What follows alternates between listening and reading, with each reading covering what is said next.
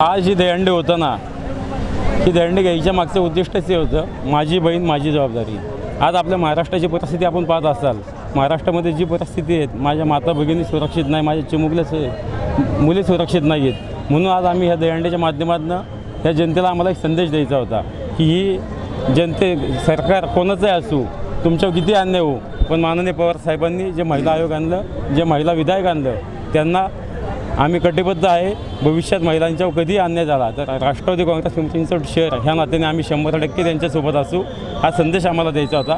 आणि महिला भगिनींना एक आम्हाला सांगायचं होतं, तुम्ही ह्या जे भयभीत जीवन झालेलं आहे त्यामधनं तुम्हाला मुक्तता देण्यासाठी आम्ही तुमच्यासोबत आहोत, तुम्ही कुठलीही काळजी करू नका, हा संदेश आम्हाला त्यामध्ये द्यायचा होता।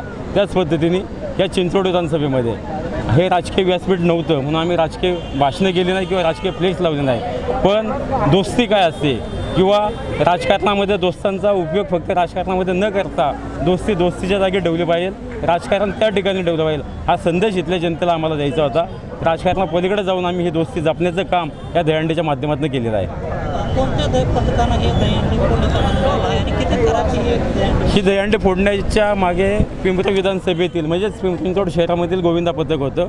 ते गोविंदा पथक माननीय अमित भाऊ पसरणेकर असतील, सुरक्षानाई शिलवंत असतील यांच्या माध्यमातून त्यांच्याशी संपर्क साधण्यात आला व ते पथकाला इथं निमंत्रण देण्यात आलं होतं। शेवटचा मेसेज काय या गोपालांना मी एवढं सांगू इच्छितो, त्यांनी आज तुम्ही पाहिलं असेल तर चिमुकला एक 5 वर्षाचा मुलगा आज 5व्या थरावर जाऊन लोकांना संदेश देत होता, इथं बलात्कार जे करतात त्यांना इथं शिक्षा केली जाईल, त्यांना माफी नाही, हा संदेश माझा चिमुकला देत असेल तर ह्या सरकारने त्यातनं जागं व्हायला पाहिजे।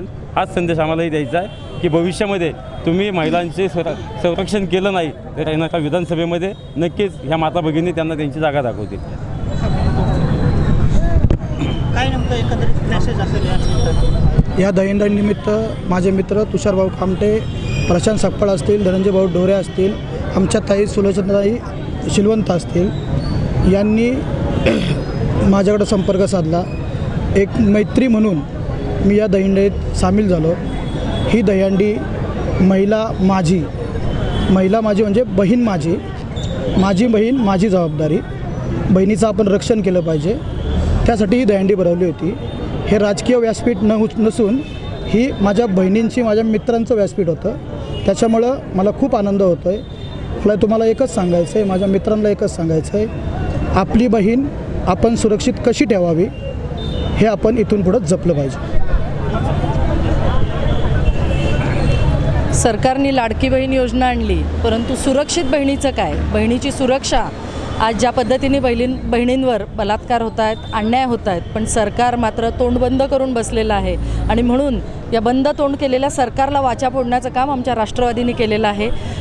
या महिला भगिनींना मोकळा श्वास घेण्यासाठी आज इथे भव्य अशा दहीहंडीचं आयोजन केलं होतं आणि त्या भव्य दहीहंडीमध्ये जास्त महिला भगिनींनी उत्स्फूर्त असा सक्रिय सहभाग घेतला आणि त्यांनी अतिशय आनंद व्यक्त केला आणि त्यांनी अपेक्षाही व्यक्त केल्या की आम्हाला लाडक्या बहिणीची गरज नाही आहे, तर आम्हाला सुरक्षिततेची गरज आहे आणि आमचे हे भाऊ सक्षमपणे आमच्या पाठीशी उभी असतील अशी आम्हाला आजच्या या वातावरणातून खात्री वाटते।